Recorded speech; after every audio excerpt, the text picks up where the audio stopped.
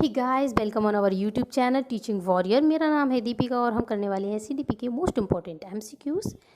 But उससे पहले मैं आपको बता दूं, मेरी वीडियो हफ्ते में सिर्फ 3 दिन आती है, मंडे, वेडनेसडे एंड फ्राइडे, और ये आती है 11 बजे। ठीक है, अब देखते हैं हमारी पिछली वीडियो में जो पूछा गया क्वेश्चन था वो था जीन पियाजे ने अपने संज्ञानात्मक विकास के सिद्धांत में कुल कितनी अवस्थाएँ बताई हैं। तो उन्होंने कुल अवस्थाएँ बताई हैं 4। ठीक है, और जिसका जो सही आंसर किया है वो है गणपत कुमार सर एंड मनीष मीना जी,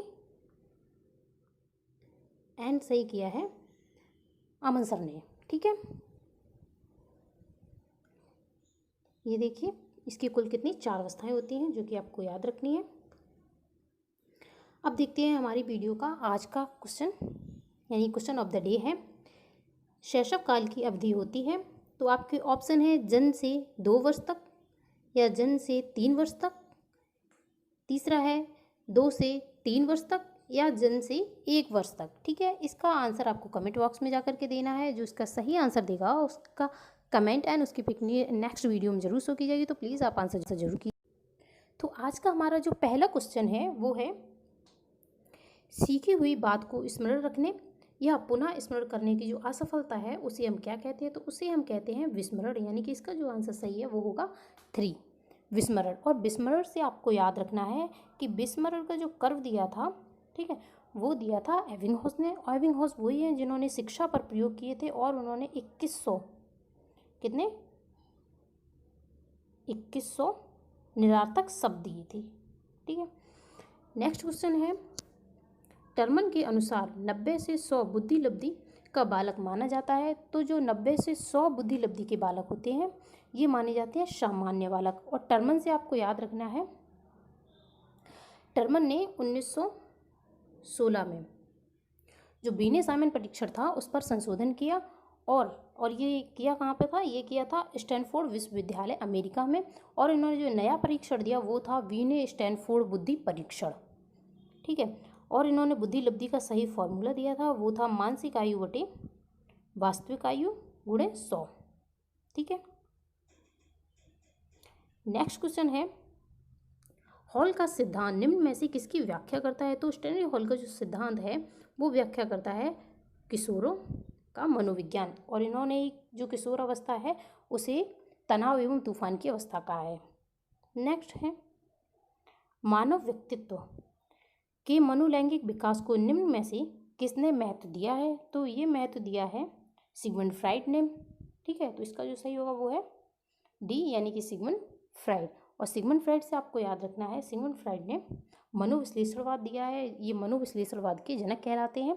और साथ ही इन्होंने मन के कुल 3 प्रकार बताए हैं, चेतन, अचेतन, अर्धचेतन।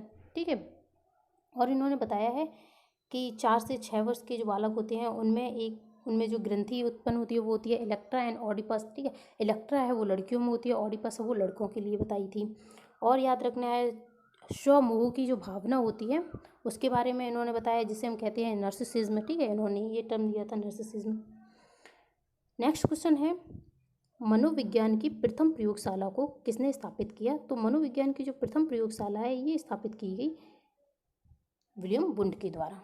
ठीक है, तो इसका जो सही होगा वो है ए, ये विलियम वुंड ने 1879 में स्थापित की थी जर्मन में। ठीक है, ये जर्मन के थे और किस जगह की थी, लिप्सिंग शहर के लिप्सिंग विश्वविद्यालय में, जिसका प्रेजेंट में नाम है जो वो है कार्ल मार्क्स विश्वविद्यालय। ठीक है, ये याद रखना। और साथ ही आपको याद रखना है ये चेतना मनोविज्ञान जो है उसके जनक कहलाते हैं विलियम वुंड।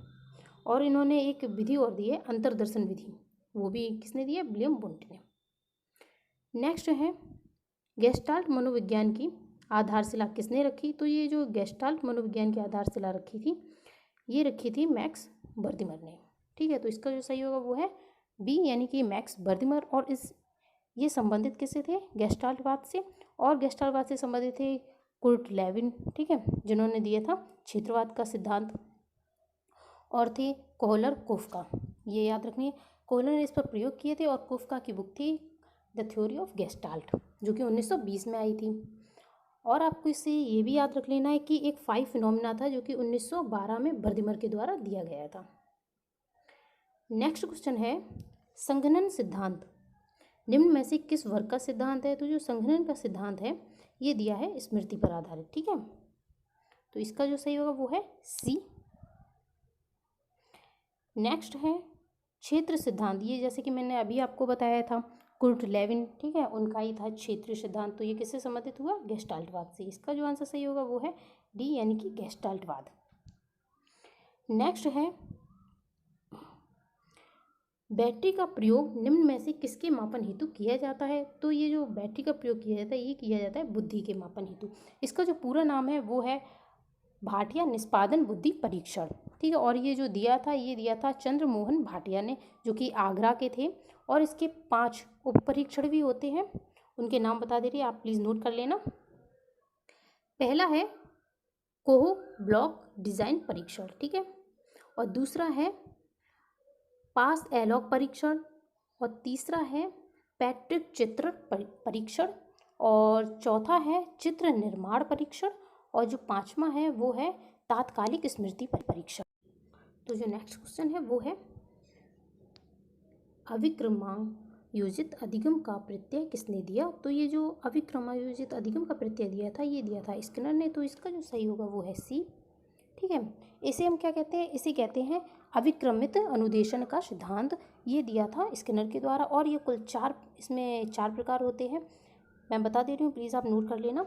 नंबर 1 है रेखीय अविक्रमित अनुदेशन, ठीक है, और नंबर 2 है शाखीय, नंबर 3 है आरोही या फिर गणितीय, और जो नंबर 4 है वो है कंप्यूटर आधारित अविक्रमित अनुदेशन। ठीक है, इस तरीके से ये कुल 4 होते हैं।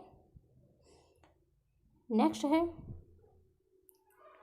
व्यवहारिक क्षमताओं में वह सापेक्ष स्थायी परिवर्तन जो कि प्रचलित अभ्यास का परिणाम होता है उसे क्या कहते हैं? तो उसे हम कहते हैं अधिगम, यानी कि इसका जो सही होगा वो है ए। नेक्स्ट है संज्ञान किस बुद्धि के सिद्धांत का हिस्सा है? संज्ञान जिस बुद्धि के सिद्धांत का हिस्सा है वो है गिलफोर्ड का सिद्धांत। ठीक है, नेक्स्ट है 8 वर्ष के सुधीर की मानसिक आयु 10 वर्ष है, उसकी बुद्धि लब्धि कितनी होगी? तो देखिए इसका जो फॉर्मूला होता है वो होता है मानसिक आयु बटे वास्तविक आयु गुणे 100। ठीक है, अब इसकी मानसिक आयु है 10 वर्ष, वास्तविक है 8 गुणे 100। अब इसे काट लीजिए 4 से, ठीक है, 25, और फिर इसे 5 इंटू कर दीजिए 125 आ गया। तो इसका जो सही होगा वो है 125। नेक्स्ट है संवेग का कौन सा सिद्धांत इस विचार को मानता है कि संवेगात्मक अनुदेशन संवेगात्मक व्यवहार पर आधारित है? तो देखिए ये मानता है सक्रियता का सिद्धांत, यानी कि सी। इसका जो सही आंसर है वो है सी। नेक्स्ट है किसी इच्छा या आवश्यकता में रुकावट पड़ने उससे उत्पन्न होने वाला संवेगिक तनाव डैश कहलाता है? तो देखिए किसी आवश्यकता या फिर कोई इच्छा है अगर उसमें रुकावट पड़ जाती है तब जो सिद्धांत या फिर जो संवेगात्मक तनाव है उसे हम कहते हैं कुंठा, यानी कि इसका जो सही आंसर होगा वो है बी। नेक्स्ट है कोलवर्ग का सिद्धांत निम्न में से किस विकास के सिद्धांत से संबंधित है? तो ये है नैतिक विकास से संबंधित, यानी कि इसका आंसर होगा सी। और आप याद रखना जो कोलवर्ग ने नैतिक विकास का सिद्धांत दिया है उसमें कुल 3 लेवल हैं और इसकी जो स्टेजेस हैं वो कुल 6 हैं। ठीक है, आई होप आपको ये वीडियो पसंद आई होगी। अगर आपको ये वीडियो थोड़ी सी भी पसंद आई है तो प्लीज़ आप इसे लाइक कीजिए, शेयर कीजिए और सब्सक्राइब जरूर कीजिएगा। Thank you for watching. जय हिंद।